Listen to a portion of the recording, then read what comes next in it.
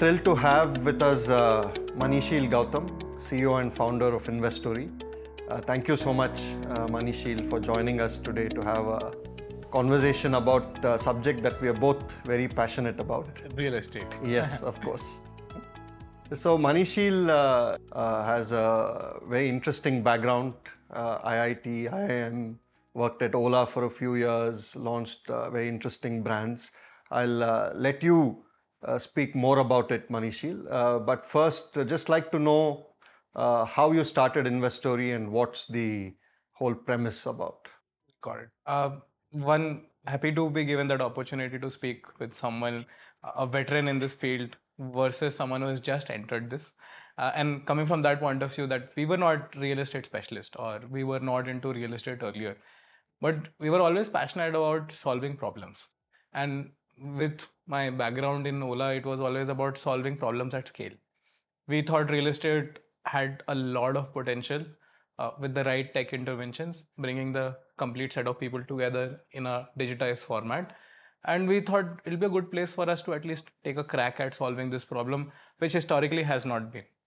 So this is where the idea of Investorey came in, that we wanted to be one-stop solution for all real estate, agriculture, renewable investments across the country. And that is where I sit in front of you, where yours brings in very premium luxury holiday homes for people to invest in, and not just holiday homes, villas, and a lot more things.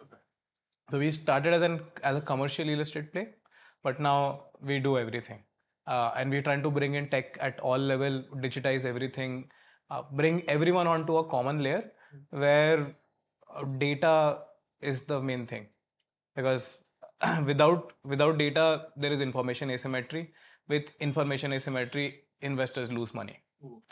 And that is our premise, that we want the real estate to be as transparent as possible, the experience to be as easy as possible, as comparable as possible to how you would invest, let's say, in equity or mutual funds. That has been the premise. That's fantastic, Manisheel. I think you're really democratizing the real estate investment asset class. And I also see that you have some other alternate investments on your platform. So is real estate kind of the focus? Yeah, so the idea was that one alternative investment is a good category which will evolve in the future, where fixed income investments have picked up. But more than that, majority of real estate is like a 3-year to perpetuity investment. We wanted, as a platform, we wanted to complement it with something which goes from 30 days to 3 years. So bringing alternative is like a portfolio diversification for you if you are looking at something short term, while real estate stays our core focus, because that's the largest money maker in the country, right? Right. Absolutely. Yeah. So, I mean, you know a lot about yours, but our business is built on two platforms.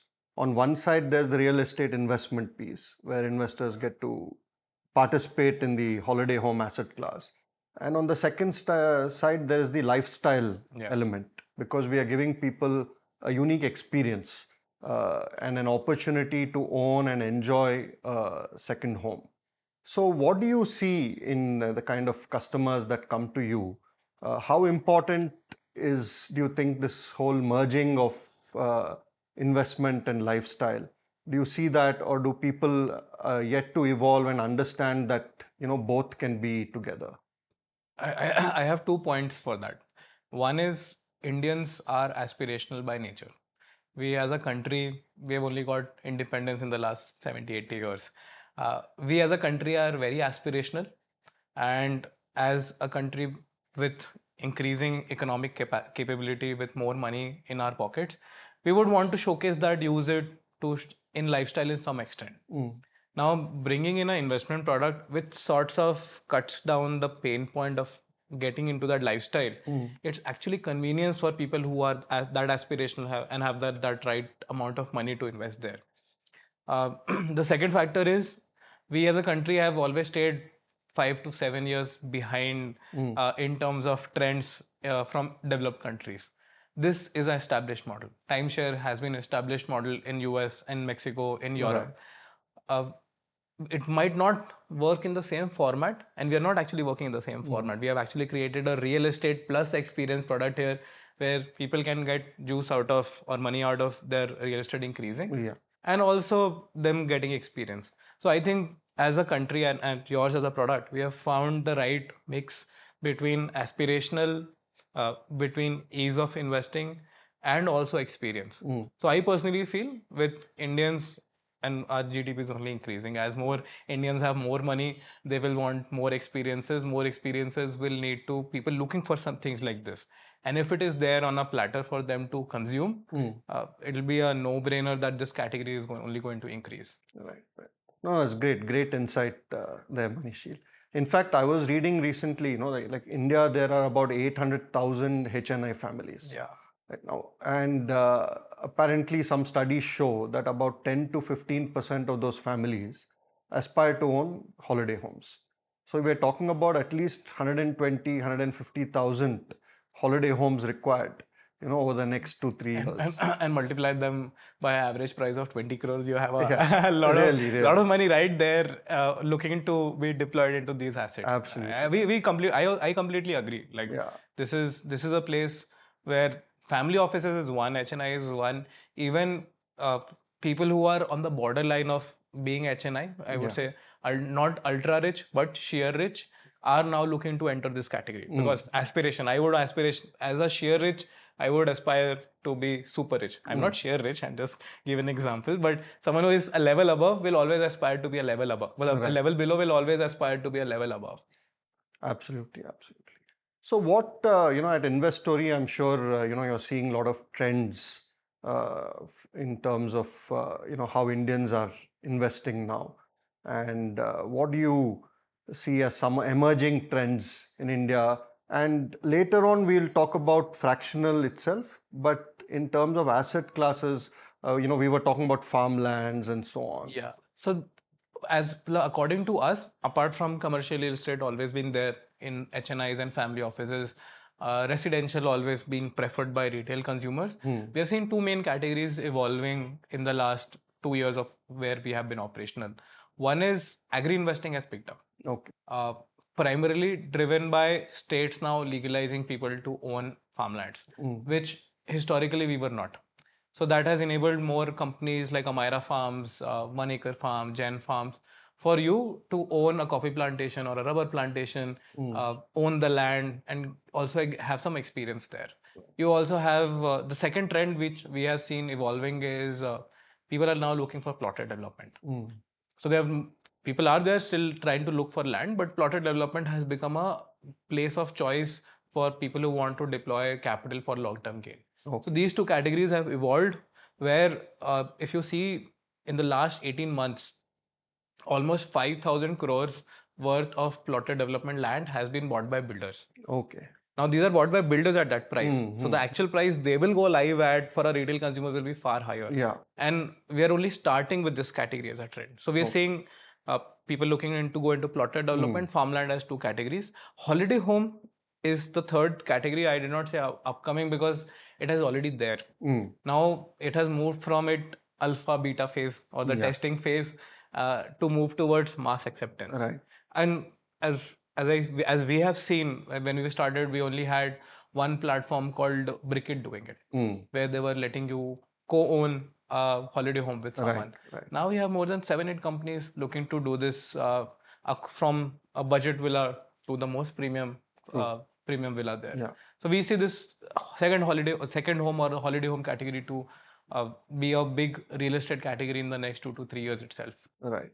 No, absolutely. In fact, Sachin Tendulkar recently tweeted that he celebrated his 50th birthday in Sindhudurg. Just north of Goa. Yeah. And Sindhudurg, very few people in the country really know about it. But those who have been there know how beautiful it is, right? So now we see a lot of plotted development coming up in places like Sindhudurg. And I think that kind of... it's a precursor to the second home development, right? Absolutely. People are looking, okay, there's a land somewhere here. I would want to take this and build a villa somewhere. Correct. Or someone else will build it for me and I will use it. Yeah. So I think what you're saying is very right. I think especially Sindhudurg, and I've been going there for many years now.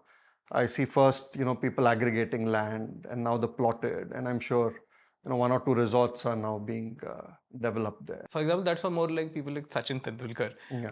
If you go a level below, you have people in Bangalore looking for something like this around Bangalore. Mm. Similarly around Bombay. Yeah. So it's not just ultra rich or people who have insane amount of money looking for this. Correct, People one level below are also looking for it, looking for options around them, enabled with some level of experience, Mm. which is where the investment and the experience product comes in. True. When did the entrepreneurial bug or the desire to do something on your own? Yeah, so by the end of my first stint, my parents were after me, either do MBA or do IAS. I come from an army family, and I had to choose one. So I was like, I'll give CAT, I'll figure it out. And I am happy. So when I went into IM, people were actually interested about starting their own company. And that is where I also started to think that maybe not now, but sometime down the line, I would think of starting this. Or starting something on my own. And 3 years into my second stint after college, I realized this is where I think so I am equipped to start something on my own. And it's a personal choice. Some people are very passionate, they will start it at 21. I started it at 30, where I was like, okay, I can do it. I have the skill sets to do it. Great. Yeah. So that's how Investorey. And a small part of it was at Ola we used to share an office with Strata. Okay. That is where the idea came from, that Strata was doing well and is doing well. And we thought what they were doing, and then we did our own research that as a category, real estate as a category in India is not digitized, it's not tech enabled at a lot of places. There is a lot of pain in the whole real estate investing value chain. And we saw Strata trying to solve one part of it. Me and my co-founder, we sat down that if we see US market, if we see other markets, there is a potential for someone overarching to come into the picture and try to solve it all together. And that is where the idea took shape. We started with commercial real estate as our only category. Now we operate across a lot of things. Fantastic. In fact, that's kind of also the whole idea how yours was launched. I mean, you met my co-founder Sudeep, right? Yes. So Sudeep actually, we were chatting one day and he came to me with the idea about fractional ownership, which was catching on in the West. Yeah. And the more we thought about it, it made a lot of sense, right? And we hadn't even heard of Strata at that time. So our whole focus immediately went to vacation home ownership because there are a lot of pain points, be it maintenance, when a villa is not being used, pool filters still have to run, gardens have to be looked after. So the owners, when they normally go on a holiday to their second home, the first few days are spent on cleaning up and freshening up the place.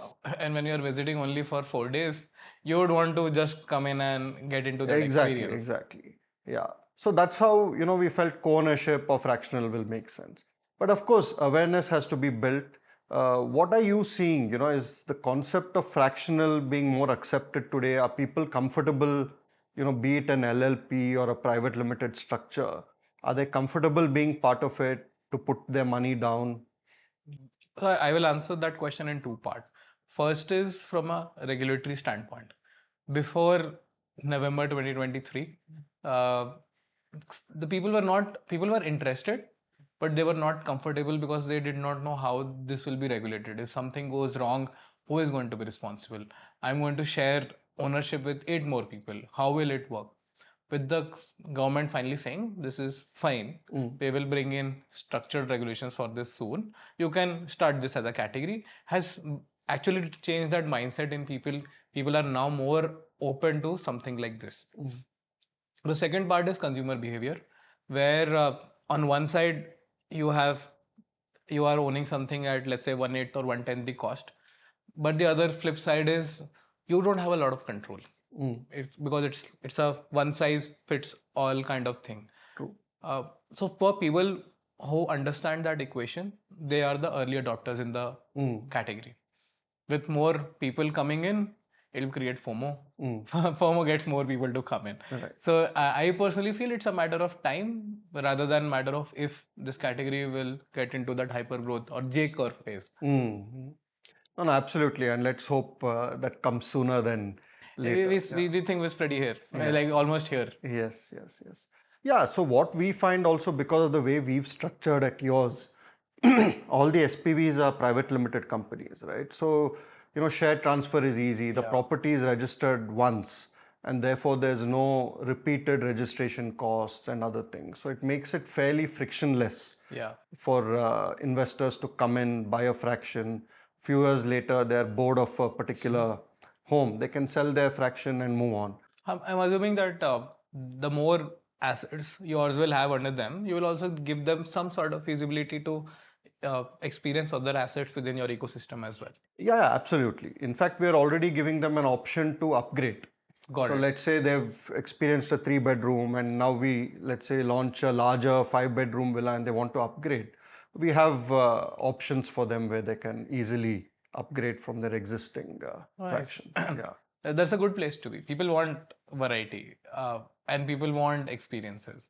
And as a country now, very focused on travel. Absolutely.